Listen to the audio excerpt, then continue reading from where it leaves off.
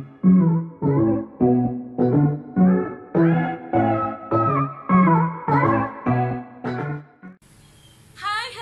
day everyone! This is Teacher Mas once again at your service. Kung bago ka pa lang sa aking channel, huwag mong kalimutang mag-like, subscribe, and don't forget to push the notification bell para lagi kang updated sa aking mga videos. For today's video guys, ay ituturo ko po sa inyo kung paano po natin i-enhance yung ating mga drawings gamit ang ating cellphone. So, itong video na ito guys ay ginawa ko para naman makatulong doon sa mga illustrator na katulad ko na nahihirapan gumamit ng Adobe Draw or iba pang mga apps na ginagamit natin sa pag-edit sa ating mga laptops and cellphones. Okay? So, ito po ay napaka-basic lang at napakadali siya. Nadalian po ako dito kaya isi-share ko po ito sa inyo kasi malaking tulong ito doon lalo na sa mga gumagawa ng mga modules na katulad ko. Guys, ito guys, panoorin ninyo para naman makatulong din sa inyo. Okay? So, kung interesado ka, tara na!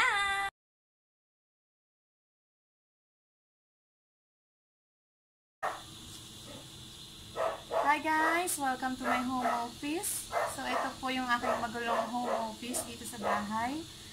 At dito po ako gagawa ng aking mga drawings para po sa aming modules na ginagawa. So, i-attach po natin itong mga drawings natin, yung mga illustrations natin doon sa modules na gagamitin ng mga bata.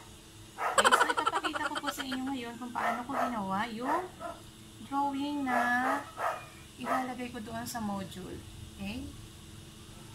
So, samahan niyo ako guys. Tara! Okay, syempre, kailangan natin ng lapis, pen, para sa outline, ruler kung kinakailangan, at syempre kailangan ko ng kasama. Okay, so dito guys, sa illustration na ginagawa ko guys, kailangan ko yung copy ng module. So, mas maganda kasi kapag katulad nating mga artist, mas naiisip natin, mas na-imagine natin kung ano yung the best na drawing para doon sa module na yun kapag nababasa natin yung flow ng lesson na nandun sa module. Diba? So, talagang humingi ako ng copy ng module para at least nasusundan ko talaga kung ano yung drawing na akma doon na gagawin ko para sa module. Okay? So, dito na ako guys. Sa first page pa lang ako. So, ito yung mga larawan na hinihingi dito sa module. Larawan ng saging. So, ayan guys. Nagawa ko na yung saging. Tingnan niyo sa picture. Ayan. So, hindi natin kailangan ng color kasi kapag i-photocopy, mas nagiging blurred siya. So, mas better kung black and white lang yung gagamitin natin. Yung gagawin natin para kapag pinotocopy, clear pa rin po yung drawing natin. Okay? Hamburger, ayan guys. Egg, itlog, kanin, isda, gatas. Okay? So, ipapakita ko sa inyo ngayon kung paano ako gagawa ng gatas. So, ito guys yung kanin. Ayan, yung ginawa kong kanin.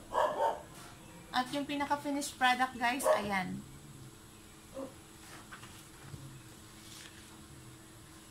Ito naman guys, ayan, batang malusog. Ito naman ang finished product niya. Ayan. Ano yan guys? Hamburger. Ayan siya. So ngayon gagawa ako ng gatas.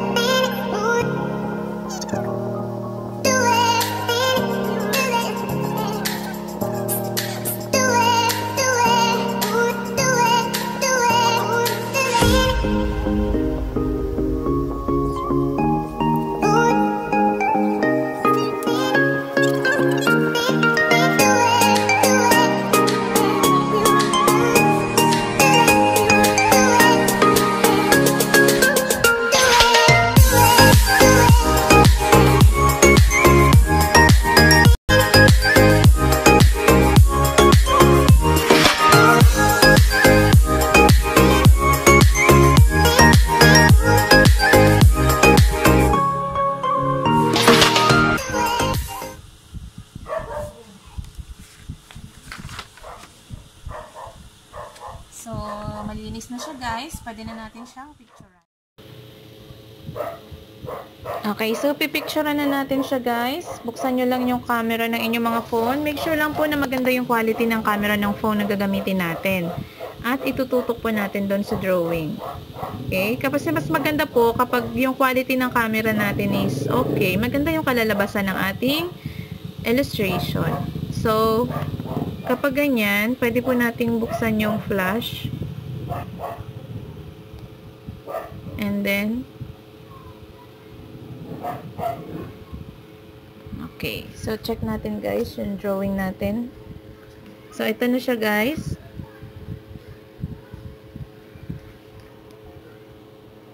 Yan. Napapansin po ninyo, ito yung gilid, 'di ba? Naka-darken siya. Yan.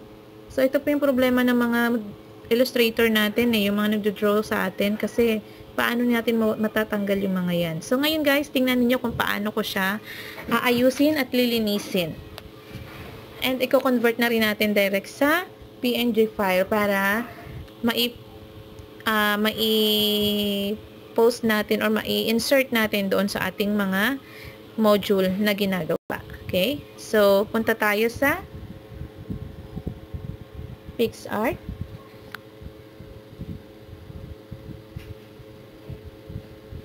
Plus, start editing guys. Piliin natin dito yung transparent background. Ito. So, wala po yung background. Kaya kapag inedit natin yung picture, pwede natin siyang pagpatong-patungin na hindi nakikita yung background. Okay? So, kung ano lang yung picture na inedit natin, yun lang yung makikita. And then guys, add photo. I-add natin ito yung ginawa natin ngayon. So, ayan. Pwede nyo siyang i-rotate. And then, pwede nyo i-drag para mas lumaki siya. So, i-crop natin guys. Para hindi masyadong malaki yung i-edit natin. Ayan. And then guys, ang next natin gagawin is cut out. Ayan. So, i-drag nyo lang doon sa area na gusto ninyong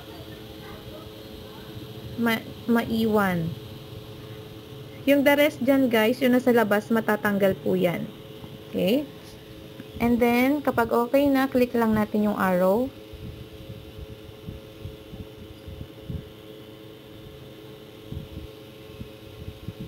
So, pansin nyo guys, ayan, naka-highlights na po siya. So, meron pa tayong mga konting lilinisin kasi may mga lines dyan na hindi niya sinakop. Click natin itong brush and then i-drag lang natin doon sa area na gusto nating masama sa pag edit natin. Yan.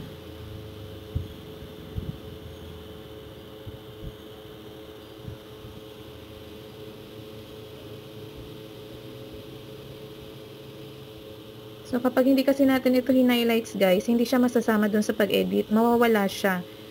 So, i-highlights natin para maiiwan siya dito. Kasama siya sa finished product natin.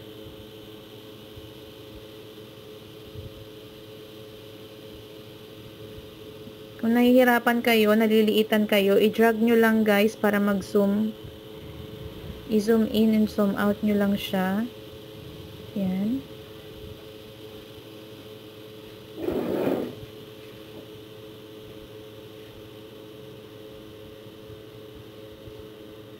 Ang kagandahan dito guys, masisave natin siya ng naka high definition. Kaya maganda yung quality ng drawing natin.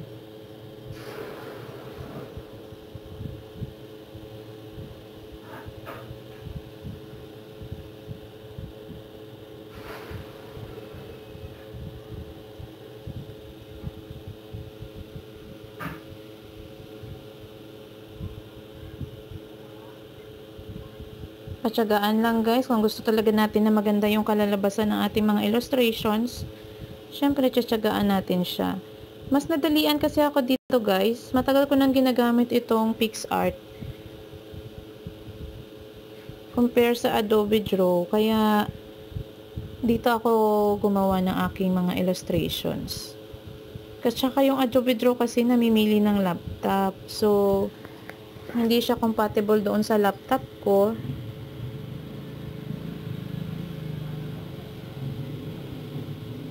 Kaya ito talaga yung ginamit ko. Ang kagandahan nito guys, sa cellphone lang, hindi na natin kailangan ng laptop. Makakapag-create na tayo ng magandang illustration. So, konting linis-linis lang. Kapag may lumampas guys, pwede nyo rin siyang i-delete, i-erase. Ayan, katulad nyan. O halimbawa, yan, may lumampas. Click nyo lang po itong eraser. Ma-erase po yan. Ayan. Okay. So, sa una, medyo nakakapanibago, lalo na kapag first time mong gumamit nito. Pero sa huli guys, sa katagalan, masasanay ka rin. Iba kasi yung daan talaga ng kamay natin mismo yung gumagawa ng drawing kaysa yung computer mismo yung nagdo-draw, di ba?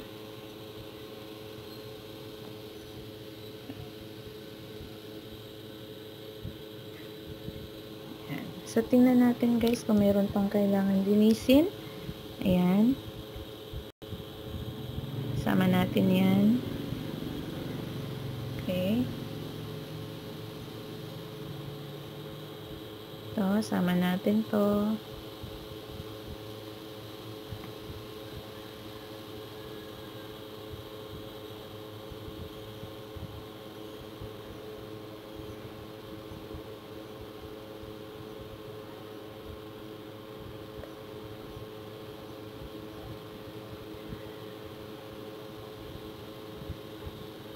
So, ayan guys. So, kung okay na, click natin yung save.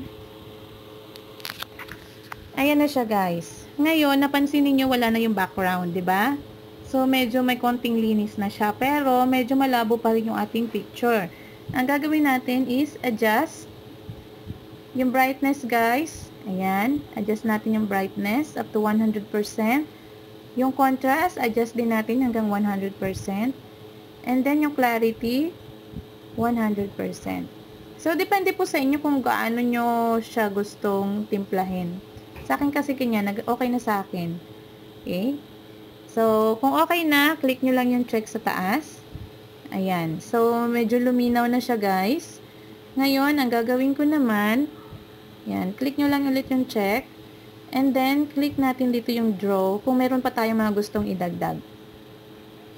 Okay? So, gusto ko siyang dagdagan ng shading. Kaya ito ang gagawin ko. Pipiliin ko yung pang shade ko. And then, click lang yung set para makapag-shading tayo. Okay? So, isi-shade ko ito yung mga gilid-gilid. Yan. Para mas may dating.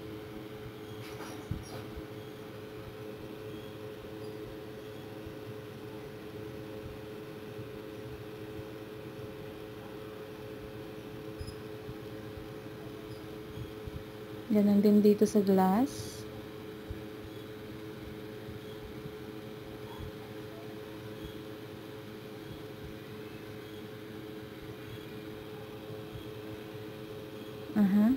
Ando lang guys kapag medyo may konting correction. Kapag merong correction, i-undo nyo lang siya guys. Yan. Okay. So, hindi tayo maglalagay ng color guys kasi black and white lang yung gagawin natin. So, ito, mag-shade ako dito. Anyway, marami po tayong mga brushes. May mga designs ng brushes na ako kasi more on shading lang, ganyan. Okay.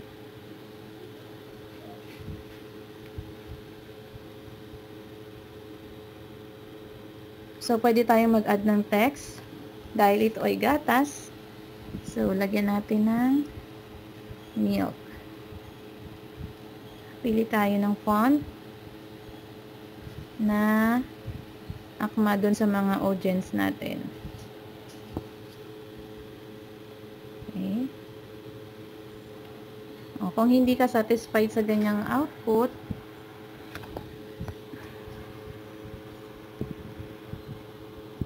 pwede mo namang i-undo. Ayan.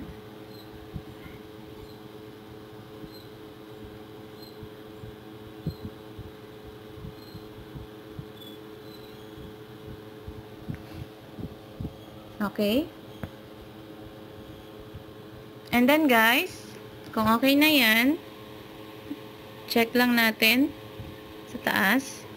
And then, lagyan natin siya ng border. Piliin natin yung black guys, and then adjust lang ng konti. Kung okay na, so, click lang natin yung check sa taas.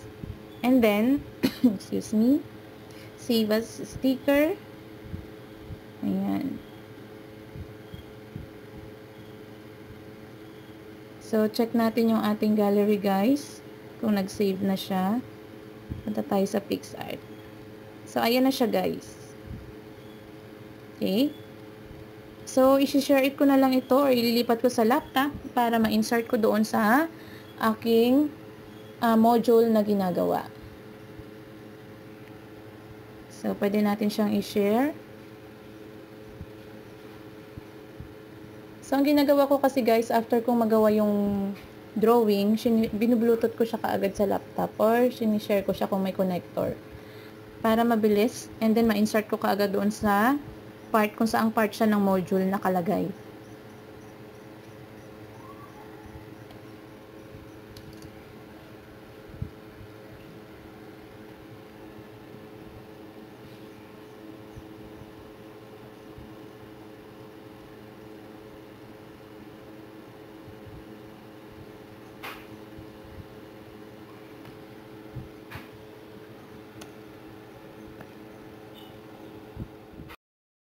Yan guys, i-insert ko na siya ngayon sa module na ini-edit ko. Yung drawing na ginawa ko. Okay? So, nakikita ba ninyo? Ayan guys, yung module na ini-edit ko. Ngayon, yung ginawa ko kanina, is i-insert ko na siya dito. So, lalakihan ko guys para makita ninyo.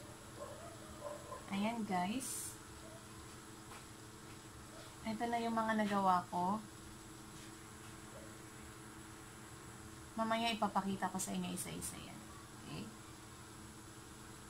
So, yung ginawa ko kanina is yung milk. Ito.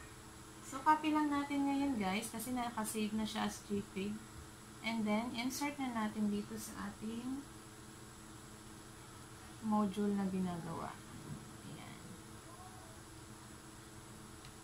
So, malinaw na siya guys. Wala nang mga dark backgrounds. At the same time, attractive siya sa mga bata. Mas na-identify nila, mas nakikilala nila yung picture.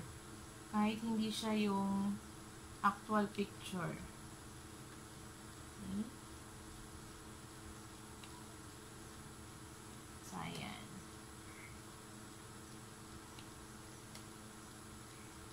And then, kung okay na, kung tapos na lahat, sabi nyo na i-print yung inyong mga modules. So, ayan guys. Thank you for watching guys. Pasensya na sa aking magulong home office. So, dito ko po ginagawa yung aking mga office works. Okay? So, sana nakatulong po itong video tutorial na aking ginawa. At sana ay magustuhan ninyo. Huwag po kalimutang mag-comment down below.